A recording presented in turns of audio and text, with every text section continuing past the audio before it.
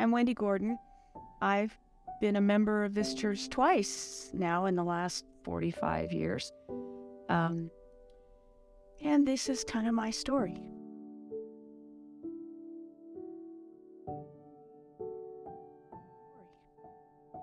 I grew up in a Christian home, so I don't actually have a specific conversion story. Robin Maxon helped me understand that sometimes it's like a rheostat that just gets turned up until one day you're going, oh, well, yeah, of course I believe that. Jesus died for my sins. But in my 40s, I had a crisis of faith, which I failed spectacularly. In my perspective at the time, I had given God the only two dreams I'd ever had: a good marriage and children. And it felt like he just went, nope, and unchucked them. I was devastated. I was hurt, I was angry, and I no longer believed that I could trust God. I didn't believe that he was good, not to me anyway. And I wanted nothing to do with God for a very long time. Didn't come to church because you don't go to the house of someone you can't trust. I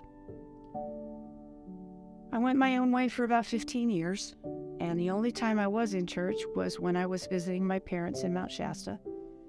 I went to honor them, but I really didn't want to be there.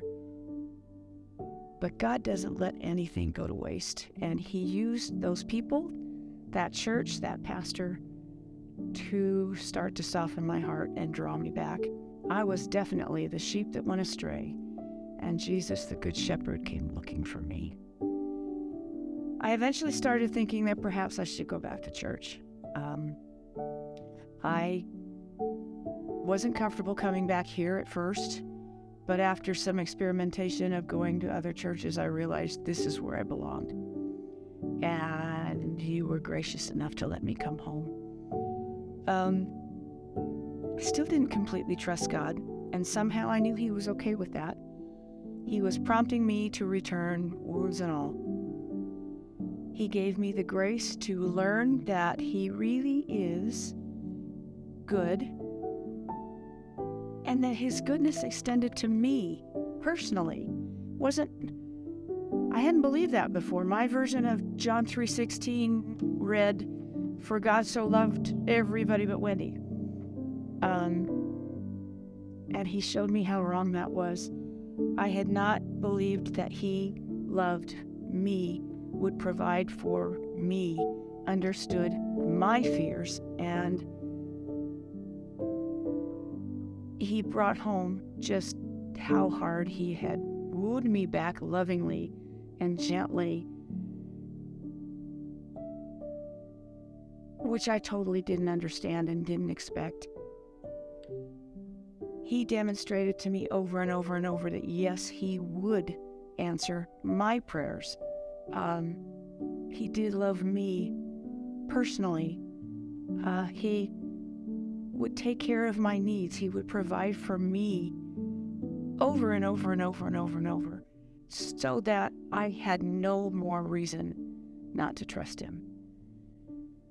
And that was a process, but it was such a revelation to me.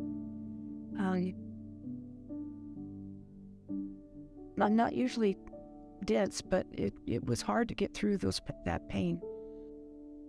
Jeremiah 31:3 says, "The Lord has appeared to me of old, saying, yes, I have loved you with an everlasting love.